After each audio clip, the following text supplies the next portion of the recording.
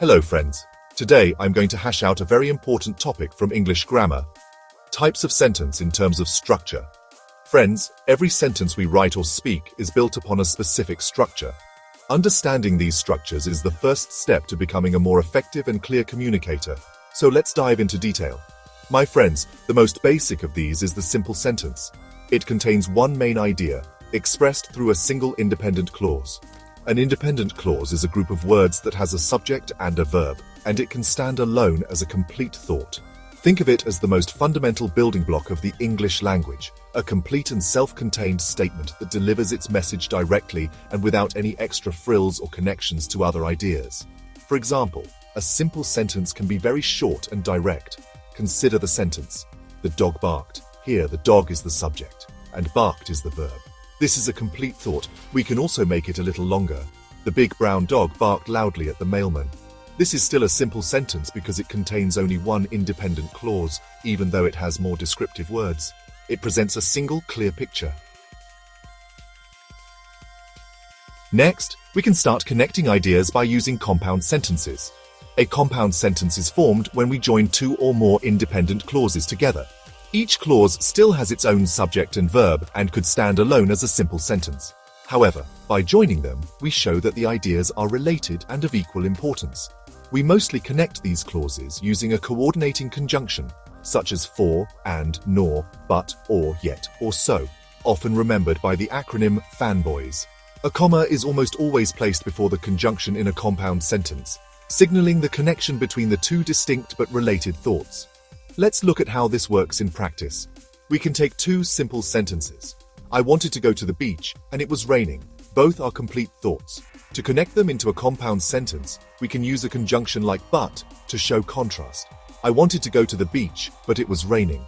Another example could be, he finished his homework so he could watch television. In this case, so shows a result.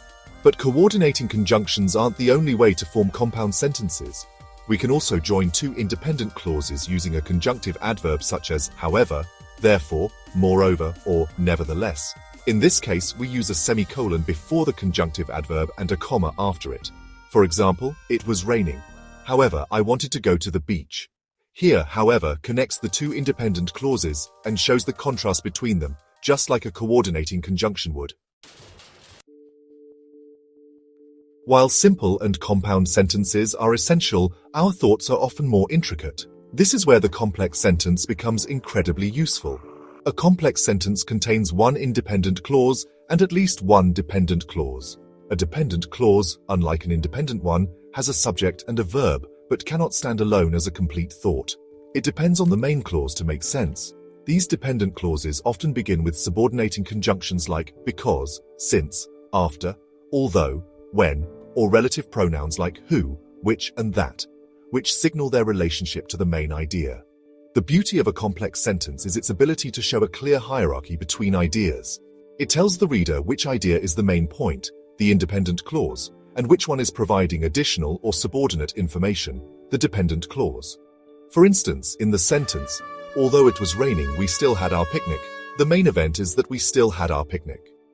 The fact that it was raining is extra information that adds context, introduced by the subordinating conjunction although. This structure is much more sophisticated than saying, it was raining, but we had a picnic. Let's consider another example to see this structure in action. Take the sentence. The students studied quietly while the teacher graded their papers. The independent clause, the main idea, is the students studied quietly. It can stand by itself. The dependent clause is while the teacher graded their papers.